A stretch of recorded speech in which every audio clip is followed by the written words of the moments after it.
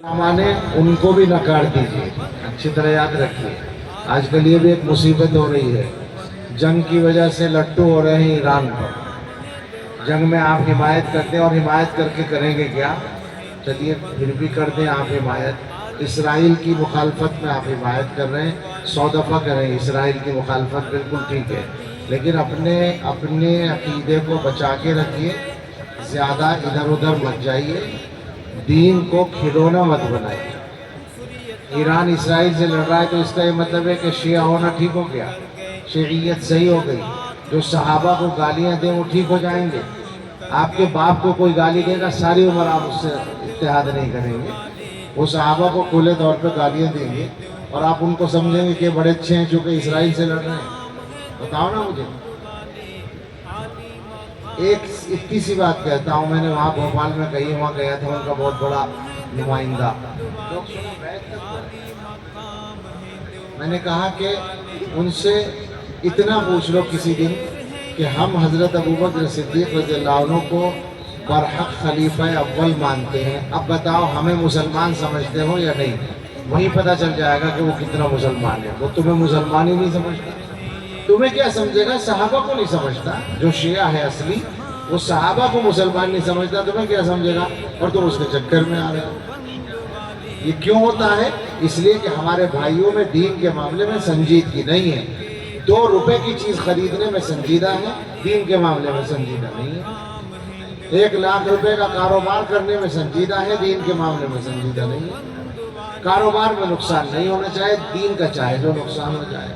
तो तकलीफ है, बहुत तकलीफ है। यहाँ से जो उलमा ने बयान किया उसको याद करिए, और जो मैं बोल रहा हूँ मेरा पैगाम बस इतना है कि दीन को सही लोगों से हासिल कीजिए और कम से कम सीख कर अमल करने की कोशिश कीजिए।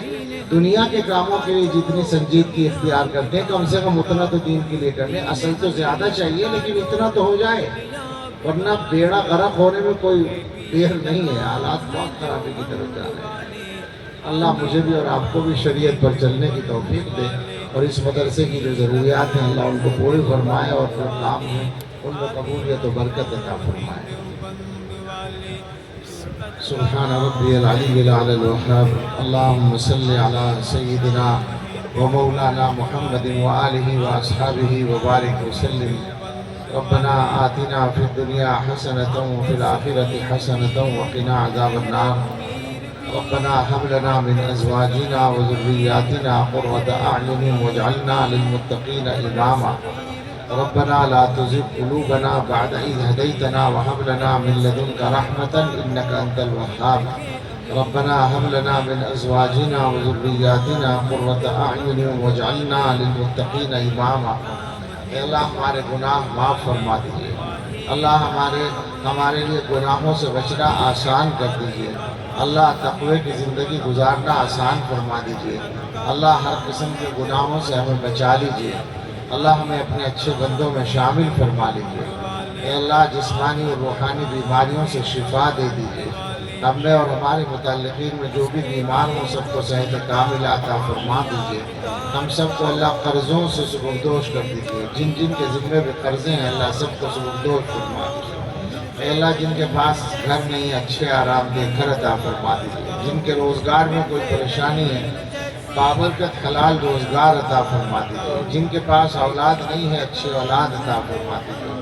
अल्लाह जिनकी औलाद के मसले में कोई परेशानी है वो दूर करके अल्लाह सुकून अता फरमा दीजिए। हम सब की औलादों की तरफ से हमें खुशियाँ अता फरमाइए। उनके लिए हमारी दुआएं कबूल फरमाइए। उनके हक़ में हमारी तमन्नाएँ पूरी फरमाइए।